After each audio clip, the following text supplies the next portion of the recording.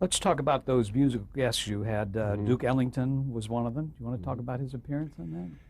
Yes, one of the joys of hosting the Tonight Show, and then later the primetime shows too, was that I was able to say to our production people, get me Duke Ellington, get me Count Basie, get me Joe Williams. It was like being a kid in a candy store saying, get me three candy, but whatever I asked for, they would show up a few days later. And it was an incredible ability, selfishly speaking. Fortunately, it was good for the world too, because I guess everyone now has heard the saying true, that jazz is the only art form our country ever created. And therefore, I've always tried to use television deliberately to help jazz, among other things, come to think of it, along with toothpaste and automobiles and some other things you can help. Did you perform with him that night? We used to have a formula where, in those days, if it was a talk show setting, we would let the guest star, the musical star, have a good chunk of time, maybe 10 minutes. They could do two or three numbers. And then for a finish, as we say, we would roll in my piano if they were not a pianist, or if they were pianists, they would roll in a second piano. And we would sit back to back and play a quick chorus of the blues or something of that sort. It was a little sort of a vaudeville touch, but it never at their expense. We weren't cutting 6 minutes out of their act to have me do anything, because I was there every night. But as a matter of fact, here's the ghost of Duke Ellington now. But don't turn off the tape, because a little live siren is a big plus from time to time. That's how we all started working in live TV. But seriously, we had all the jazz greats as guests, with the one exception of Charlie Parker. I've never been able to check back and find out why he didn't show up. There was certainly an open door invitation to him. What about Tony Bennett? I mean, was he hot at the time you got him? Well, not as hot as he is now, but yeah, he was a successful singer. Isn't it remarkable? I mean, the comeback, so to speak, that he's made? Yeah, it's a great tribute, not only to Tony, but then he always has deserved a success, but to the good taste of at least that segment of the American people who care more about him than they do about the four garbage cans who had a hit this week. There is a serious cultural problem here. At one time, as I've said before, there was the true golden age where the music came from Jerome Kern and Duke Ellington and Johnny Mercer and all the wonderful composers, the Gershwins and so forth. And as I've said again before, it's not just something that old people think. Even many talented young people say the same thing. To put it very succinctly, Rhapsody in Blue is better than Switchblade Baby, I'm Gonna Stab You Tonight. I've done the line before, but it makes the point quickly. Anyway, the jazz people love the great Golden Age musical material. In fact, many of the famous jazz recordings are of material written by Richard Rodgers or Duke or whoever the great composer was. So we satisfied two of my biases in booking such people. But you also had nights dedicated, for example, to black musicians and other special kind of jazz musicians. And were they popular? I mean, did you get a lot of mail and things like that? Well, we would get mail in those circumstances from those who loved jazz. We never got any complaints from those who didn't. One thing about having a talk and or variety formula, and Ed Sullivan would have told you the same thing, of course, is that there must have been many nights when there was nobody on earth who loved every single detail of a show. You might have the world's great classical violinist, but if you don't like the classics, that's 4 minutes of nothingness to you. You're wrong, but you're entitled to your own reaction. So if those watched us who didn't care for jazz, maybe they went for a beer during the 8 minutes that we had the Basie band on camera, and it was a lot longer than 8 minutes in those days. Did you do anything in classical music? From time to time, yeah, the classical performers were more likely to appear on the Sunday night show, the primetime comedy variety show. I never really thought why. We had some opera singers, for example, on that show. I didn't create that. It's an obvious idea. If somebody's talented, they'll end up on some show or other, as they still do to this day. Let's talk about some of the sketches that you did on The Tonight Show. I mean, the ideas that you came up with, I mean, for the time were really new and fresh. The Question Man, how did that originate? I wish I could claim credit for creating The Question Man. I was the first to perform it, but here's the quick story on that, which is related in a book that was published called The Question Man, including a lot of the jokes we'd used on the TV show. Two of our writers, I think it was Bill Dana and Don Hinckley, who's no longer with us, great writer, came to me one day and they said, we have a new idea for a routine. I said, great, what is it? They said, well, we start a joke with the answer, And then we think of a question, and when you hear the question, you put them together in your brain and you laugh. I said, okay, give me an example. So I said, yeah, it's a clever idea, let's do it. So we began to do it about once every 2 weeks on the Sunday night comedy show. And suddenly, to my surprise, I got a letter from a man, a very nice man. His letter was worded like that of a gentleman, not an angry person. His name was Bob Arbogast. He was a Los Angeles radio personality of whom I'd never heard until that point, because by this point I'd been in New York for several years. And he said, in effect, yours is my favorite show, and a lot of other complimentary things. He said, but there's something a little awkward I have to bring up. He said, I have been doing that question thing already on my show for, I don't remember, he said several months or whatever. So I wrote back immediately, thanked him for the tone of his letter, and I said, justice should prevail here. And I said, if it is indeed the case that this is your routine originally, I said, I don't think our guys stole it from you, but apparently they thought of the same idea, but you thought of it first, so you're the boss here. I said, the only two alternatives I can think of are that either we stop doing it right away, because we don't depend on any one routine, or we continue to do it, but send you a check every time we do. So he voted for choice number 2 right away. And when anybody would ask me, I'd bring up his name and mention it in the very foreword of the book. So that's how that came to pass.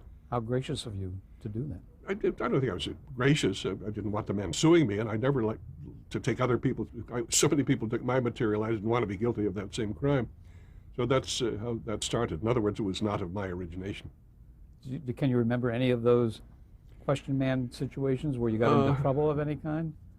I don't remember any that were in trouble, but some of the jokes are classics. One was written by Billy Dana, and I was later told, this was at the point a few years later when Bill was very hot with his own character, Jose Jimenez. He somehow got plugged into the astronauts program, the trip to the moon and all that. And anyway, he was a great favorite of theirs because of the jokes he did about astronaut stuff. And the question man joke was, the answer was chicken, oh, isn't this awful? Chicken, what's a Japanese? Chicken. Suzaki, I'll call it. That's not the word, but, oh no, I remember, chicken teriyaki, that was it. And the question is, who was the longest surviving member of the Japanese Air Force? Great joke. And we were told that that was President John Kennedy's favorite joke. Why so, I have no idea, but it's a very good joke. And in the days before we had all telephone numbers, we used to have an exchange. Another one of the good question man jokes was, it was an actual phone number in New York, Butterfield 85000. So that was the answer. The question was, how many hamburgers did Butterfield eat? Funny for him. What about Crazy Shots? How did that originate? Crazy Shots is probably the only routine I ever did that was born right on the show, live, in full view of whatever portion of the nation happened to be watching that night. It was my custom every night to play one piano solo, sometimes more, but usually just one number, usually some pretty old ballad that I love by Cole Porter or whoever. And as great as Dwight Hemian, our camera director, was, there are only a few things you can do in photographing a pianist. You can show a close-up of his fingers on the keys, you can take the profile shot, the shot moving across, showing the hammers hitting the strings, and a few others. And one night after we'd been on the air for just a few weeks, it was still the local version, I stopped right in the middle of a number because a thought had just come to my mind, and I said, Dwight? And he said, yeah, what? He pressed the button in the booth. I said, it's just occurred to me that although you take the most beautiful shots I've ever seen of me playing the piano, you are limited to a certain extent because there's only one me, there's only a piano, but there's my feet, whatever. I said, let me go back to the top of this number now, if this is okay with you. He said, yeah, whatever you want. Was this rehearsal or No, this air? was on the air, live, Oh. yeah. So we didn't really ever rehearse routines like that. I just said, I'll play the piano in spot number 6. So I said, I'll go back to the top of the number, and this time I don't care what you do photograph, but just don't photograph anything the way you have been for the past several weeks. He said, okay, you got it. So I had no idea what he was going to do with his cameras. So I went back, and I was playing Stardust or some sweet old song. And the first shot is a tight close-up of my left foot. Just looked funny in the context of what I was playing. If I'd been playing silly music, it wouldn't have been that funny. But the music was so sweet and lyrical. Then the next shot is a close-up of my belt buckle, or whatever the camera could see. Then a tight close-up of my left ear. And then a close-up of a stagehand looking like this, very tired backstage. I don't remember all the things he photographed, but each shot was funny given the total context. If it wasn't that context, there's nothing funny about seeing a stagehand, in the middle of a piano solo. So a typical example of Dwight's creativity. So we realized that we had stumbled over something. So we didn't do it every night. I don't think we did anything every night. But a few nights later, it was time for me to do another one of those sweet ballad piano solos. And this time, as I watched what he was doing, I knew what I was playing, so my eyes were on the camera to see what he was doing. He had somebody, like a Salvador Dali, hot water bottle was draped over the edge of the piano in the strings area. It just looked so silly that we all laughed at it. And then the next night we did it again, and this time he had somebody move in a big office water bottle, where you press a button and get a little white cup of water. And Nick Vanoff walked on right in the middle of my number, poured himself a drink of water, drank and walked off stage. Nobody explained who he was or why he was entitled to a drink on my time. And that's how Crazy Shot started. Then we got more and more involved, more complex, but it was basically Crazy Shots.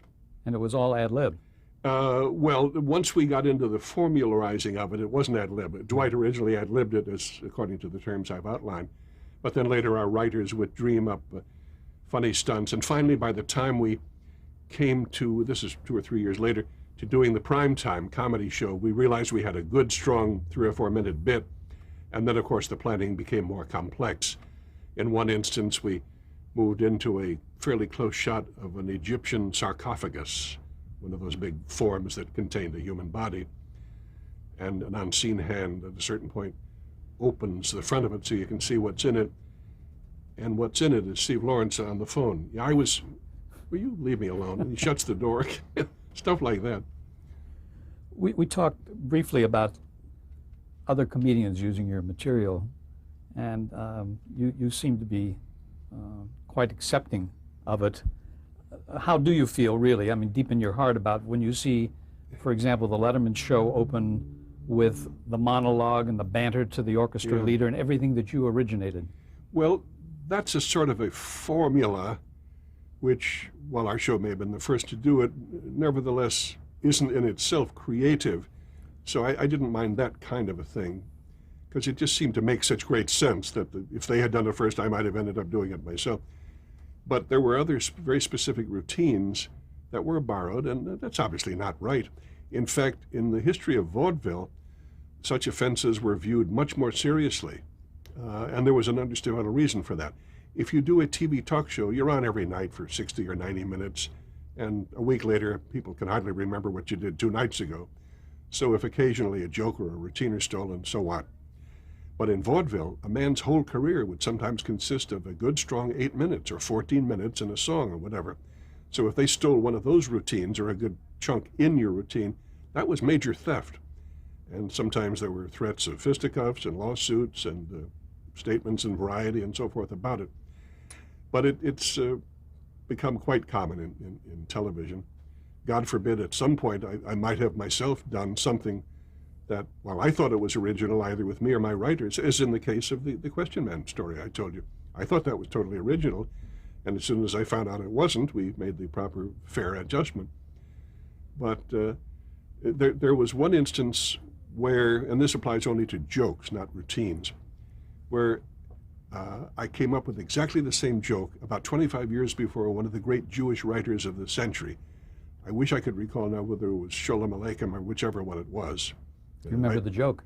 Yeah, I remember the joke exactly. It was originally ad-libbed on The Tonight Show, as a matter of fact. We had 2 doctors from the American something or other association, and at one point, one of them made the statement, which was prescient, and it was obviously going to be true anyway. He said, you know, Mr. Allen, medical science is making such dramatic progress as regards a long list of heretofore fatal illnesses that we're probably not too far away from the day when just about all we will have to worry about is cancer and heart. And I said, and with my luck, I'd get cancer of the heart. And I think if you gave 100 comedy writers that straight line, probably 33 of them would come up with that same funny answer. So I did the joke, forgot about it. You do 14 jokes a day, you can't remember them all. But about 5 years ago, I was reading some marvelous collection of short stories by one of the great Jewish writers. I wish I could recall his name. One of those, yeah. And it was a story about some old man in 1896 in Vienna, and somebody says to him, you know, the day will come when all we'll have to worry about is cancer in the heart. And he said the same thing, and with my luck, I'll get cancer in the heart. I thought, hey, I'm thinking the right way. I came up with the same joke as this great man, although I did it first. Let's talk about the interviews you did with the audience, because there were so many terrific characters that you really developed out of guests that you had on the show. For example, Ben Belafonte, the rhyming inventor. Tell us about him. Yes. Such finds, F-I-N-D-S, are really fortuitous. You can't tell for sure whether you walk toward a guy, he may have a cuckoo glint in his eye or two front teeth missing or something that attracts your attention, but not all such people follow up and deliver the goods. But he certainly did. I think we got about, 8 or 10 appearances out of him, always in the audience, never on stage as a guest. What was it he did that was so funny? I'll tell you. First of all, I always just start out, as anybody would, say, good evening, sir, what's your name? And in a kind of a pompous and goofy way, he said, I am Ben Belafonte, the rhyming inventor. So he rhymed his last name with inventor, but you have to have a New York accent to make it rhyme at all. So that was his first laugh. Ben Belafonte, the rhyming inventor. He said, that's right. He didn't see anything funny about it at all. So I said, well, we all know what rhyming is. I said, what have you invented? And he said, I don't remember whether he had one with him or whipped it out of his coat or just talked about it. He said, one of my best inventions is a hanger bank. I said, a hanger bank? He said, yeah. I now remember that I saw it, so he must have brought it with him. It was a typical sort of graceful curved plastic hanger. Usually you see women's dresses on them and stuff. Not the wooden kind that men's clothes hang on. And it was plastic, and you could see through it. And he had cut some holes, little slice holes on the top of it, into which he had dropped a few dimes and pennies and nickels. Now, why he just didn't put it in a mason jar, I don't know, but he had about $1.12 in this, and he said, that's it, the hanger bank. Now, that's funny. I love that because I don't have to think of anything funny. I just bring out the craziness of those people, and it was always great. There was another guy named John Schaefer? Yes, thank you. John Schaefer, also a lucky find in the audience. What is your name, sir? Now, this guy started talking. Today, you would think he was on speed or some kind of a, accelerator. He talked faster than I could think, sort of a compulsive thing with him. I wish I could imitate him, but I can't think fast enough to make my mouth work that fast. He said, I'm John Fisher, and I go to movies. I'd like to tell you about a movie I saw the other night. I said, I didn't even have a chance to say, what's that? I started to. He went right on and told me about it. He says it was called Magambo. It started Ava Gardner and Clark Gable. And she's out in the woods, and he describes this whole movie, and it takes about 2 minutes to do it. Goes through the whole plot, and they shoot the elephant, and then he goes home, and that's the end of it. Well, he got a standing ovation just for making that long speech. So I went back to the question I had asked him, which is something like, what's your name? And I said, so that's your name, huh? And we had him come back, 8 or 10, 12 times. And he became our resident movie critic, because that's how he had opened. So we'd send him out I'd say, on the phone, they'd say, what movie would you like to see tonight, Mr. Schaefer? He'd mentioned some movie. So we'd get him tickets and reserve a seat for him. And he would come in a night or two later, and in this fast talk, tell us the whole plot of the movie. Again, that's lucky. It doesn't make me talented. It makes me lucky to find those people. Yeah, but you pulled it out of them. Yeah, my technique for doing that oddly I should say, was not to try to top them, which I think some comics, even the fast, witty comics, might have tried to do. I would occasionally get a little laugh, but never an inappropriate laugh. My chief purpose was to keep them going. They were the pure gold of those moments. And the way to do it was to treat them with respect, to treat them very seriously. There was another instance, they showed the clip recently on this, special I did for the PBS stations, where we were doing the show in Hollywood when I was doing the Benny Goodman movie. I had to do it out here. And I recognized a guy I'd seen in the audience a few nights before, and his name was Carmen Watt. I never learned, just one name. And he had some kind of a foreign accent, but to this day we're not sure what. It sounded a little Italian, but it was not clear. And So he always wanted to sing. That was his intent when he came to the audience. He didn't care much about the show. I don't think he knew for sure who I was or what was going on. But I would say, what would you like to do for us tonight? He said, I sing. I said, okay, what would you like to sing? Very factually. So on this particular night, he said, everybody's doing. I said, everybody's doing what? He said, it. Everybody's doing it. I said, oh, you mean the old Irving Berlin song? Everybody's doing. He said, mm-hmm. I said, okay. So he stands up. I didn't ask him to, but he stood up to sing right in his seat. And I said, what key would you like to do the song in, Carmen? And he said, A. And by this time, we'd already learned, no matter when I asked him that question, he always said A. I don't think he knew what the key of A was. So I made some joke about, all right, Skit, you play it in E flat. And he sang the whole song on one note. Everybody doing it, everybody doing it. And we went on like that for about 2 minutes and got an ovation. I guess he died happy if he's no longer with it. But that was his, reason for being on earth, to sing every song on one note. Andy Warhol's 15 minutes of fame, right? Yeah, talk shows and, television generally really have meshed gears with Andy's prediction that eventually everybody would get a little 15-minute slice of fame or notoriety or disgrace or public attention of some kind. Even, was it Mrs. Miller or Miss Miller?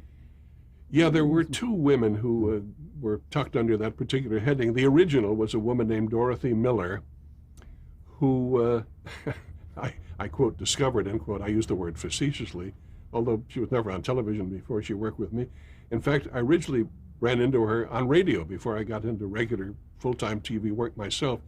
It would have been, therefore, back about 1949 in Los Angeles. And on many a night, she was there, recognizable. You don't recognize them the second time they show up, but when they've been there 4 or 5 times, you say, oh, there's the woman with the purple hat or whatever.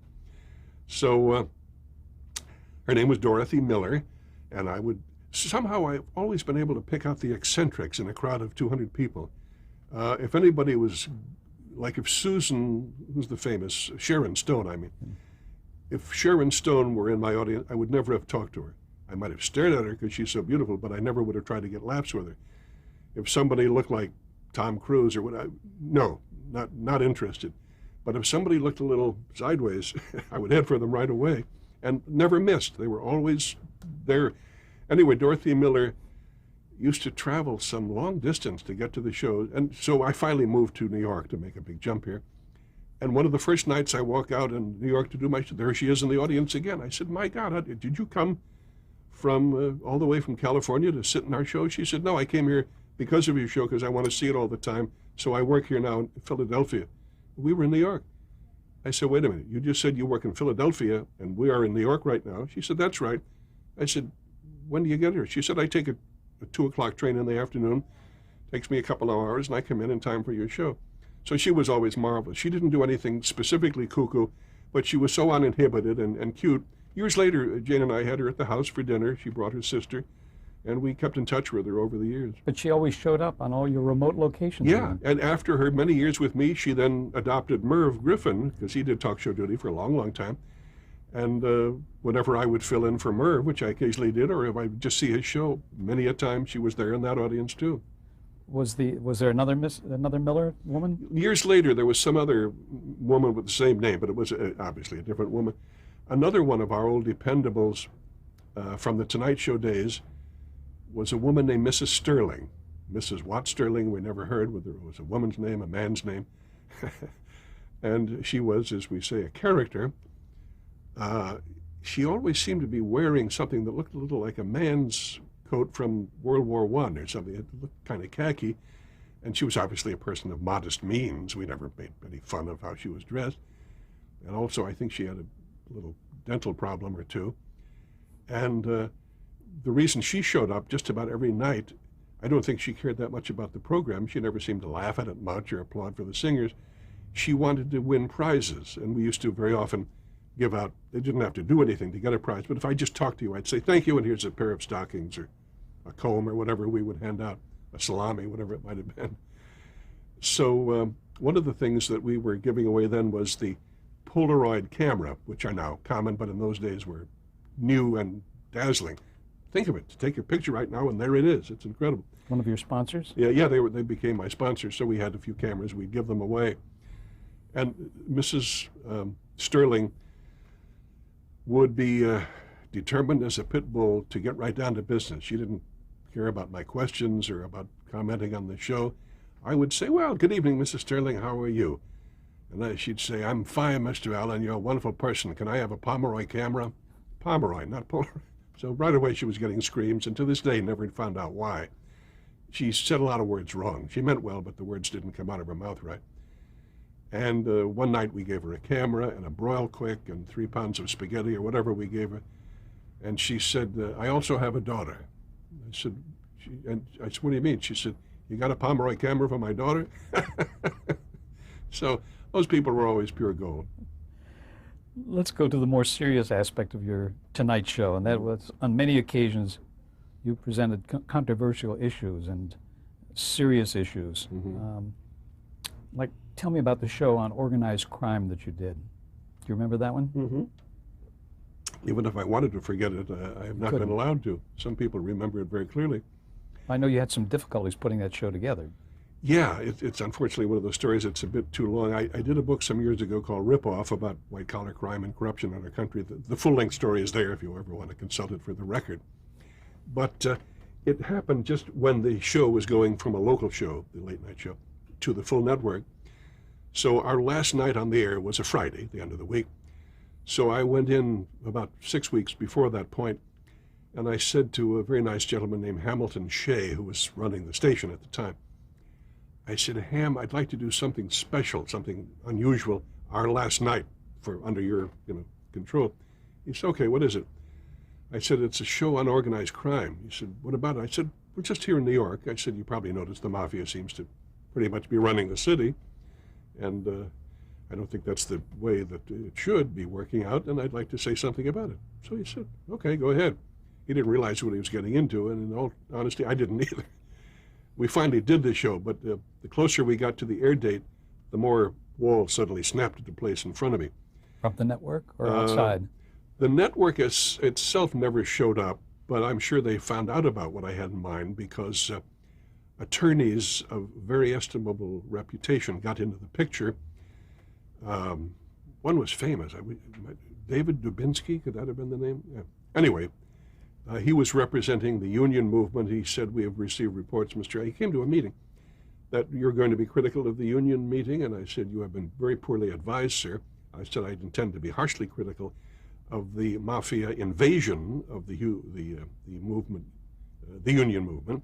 For example, the International Longshoremen's Association, the Teamsters.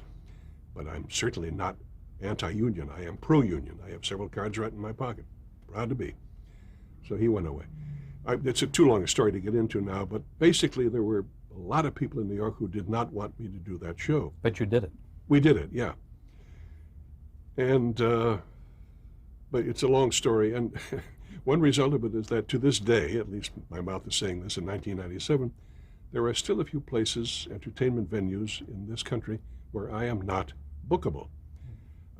I've never lost a meal or a day's work because of this exclusion, because there are other places by the hundreds that I can work and do. But nevertheless, some people have a long memory. We're going to stop for a moment to change tapes. Mm-hmm.